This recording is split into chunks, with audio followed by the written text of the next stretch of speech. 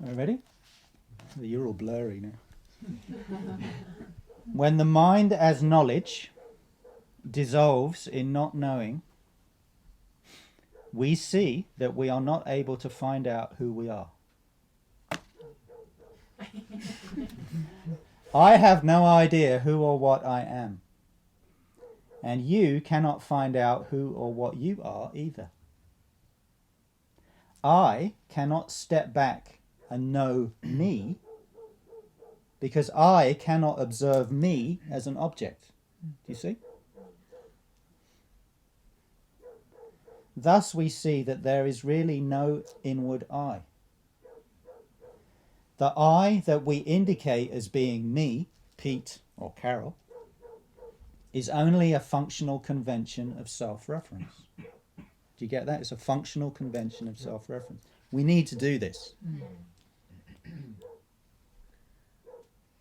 Well, I guess we could try not doing it, but it'd be a bit difficult to function.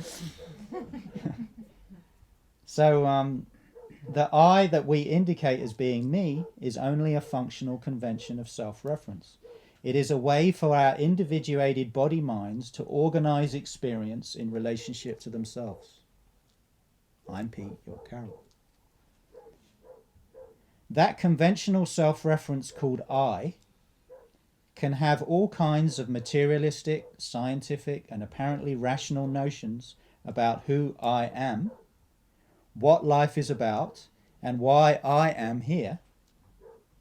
Or it can have all kinds of spiritual, mystical, and philosophical notions about who I am, what life is all about, and why I am here. But the ultimate fact staring us all in the face is that we truly have no idea whatsoever.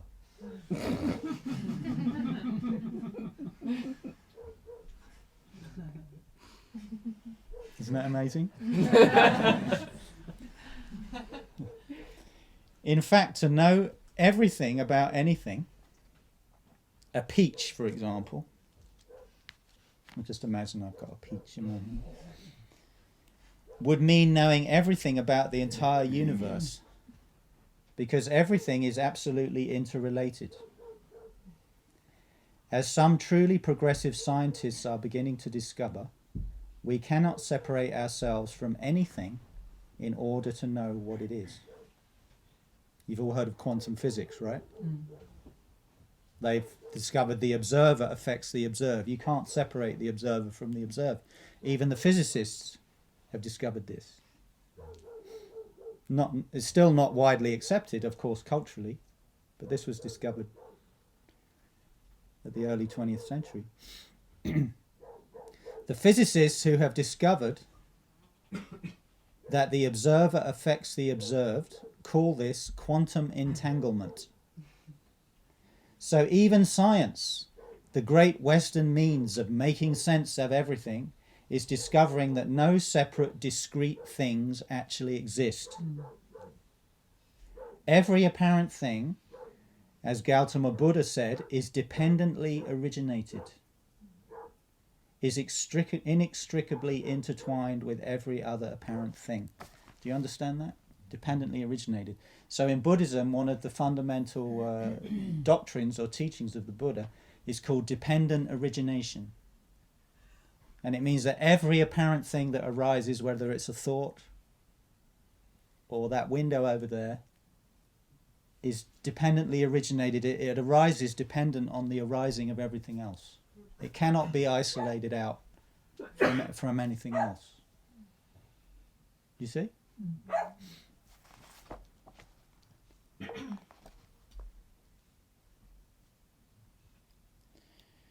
When we truly let in the utter incredibleness of everything, we realize that we do not and can never know who we are, what life is, why we are here, or what anything that arises, body, tree, flower, bird, moon, star, or peach, actually is. We do not even know why we are what we are. Do we? Do you know why you are what you are? We have no idea. I mean, let it in. It's amazing. This is wide open wonder. This is what it's pointing to. You see, because you see when you let it in, suddenly the whole kind of fog of familiarity, it just dissolves, and suddenly everything, even what is very familiar to you, like Carol, she's incredible. Who are you? Who is she? What is this? What is this? Do you see? We don't know. We don't even know why we are what we are.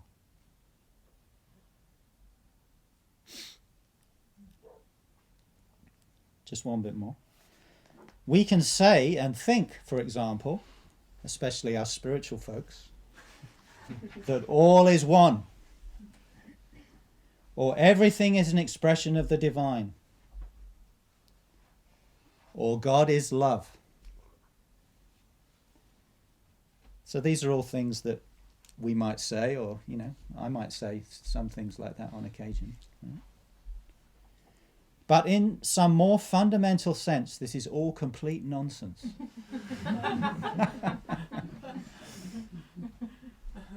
Spiritual concepts such as these enable us to somehow grasp and make the mystery of our existence somewhat orderly, palatable, and intelligible.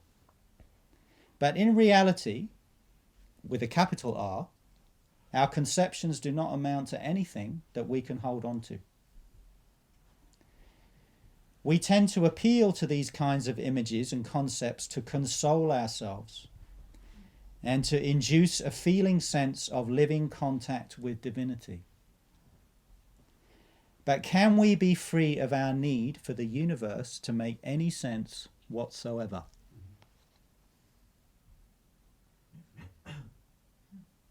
I challenge you. Can you be free of the need for the universe to make any sense whatsoever? Because if you can't make sense of the world or the universe whatsoever, well, you're going to give up the whole idea of saving it for a start. You don't even know what it is. But see, the reason I'm pushing this question, because I want you to appreciate, for us, especially as Westerners, you see, this is a very deep, it usually threatens something very deep. Because a lot of also what attracts us to spiritual teachings, or spirituality, meditation, all the rest of it, is we want to find an answer that's going to make sense of all of this. You see? Do you see? Do any of you recognize that? Yeah. So of course, you could say this is about discovering answers, just as we were exploring, you see. But that answer doesn't take you to a grand theory of everything, where this all makes sense. And all the craziness and madness that we've talked a bit about going on in the world. Can we let go of the need for that to make sense in any way that we can understand? Do you see?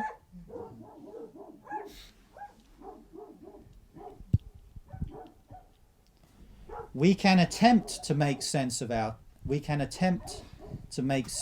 of it in our fear. But if we are simply present to all that is arising and are willing not to know in the midst of it all, then we are not obliged to make sense out of it. Why? Because we're already happy. We're already happy. We don't need to make sense out of it. We don't need to know who we are. We don't need to know how is the I that is aware, witnessing, consciousness itself that's witnessing.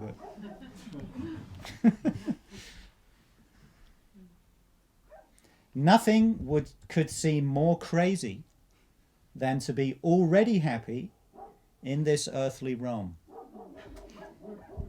because there is no apparent justification for it. Right?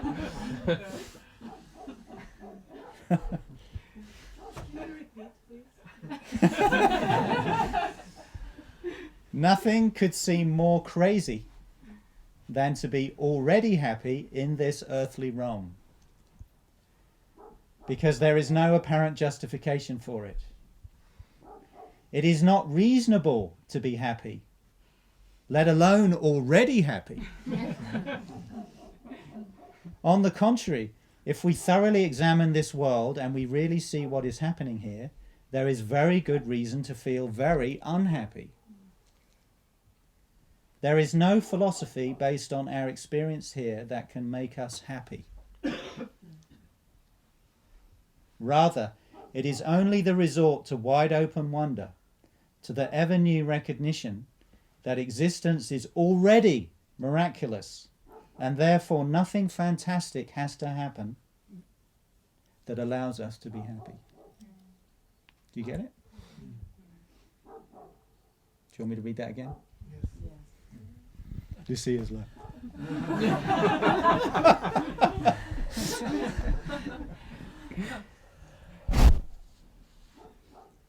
On the contrary, if we thoroughly examine this world and we really see what is happening here, there is very good reason to feel very unhappy, right? Yes.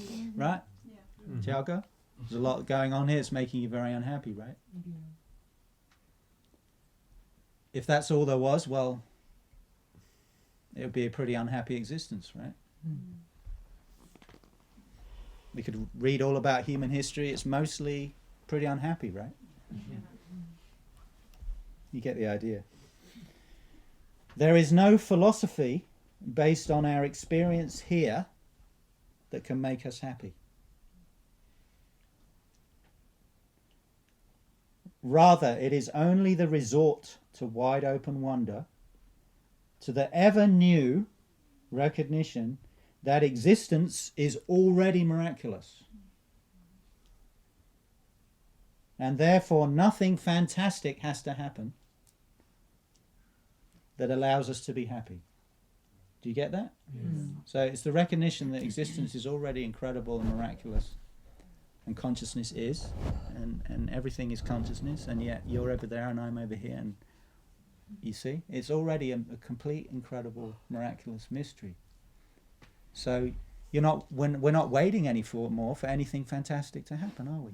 I mean, fantastic things might happen, explosions of love might happen, but it's already incredible, isn't it? Mm-hmm.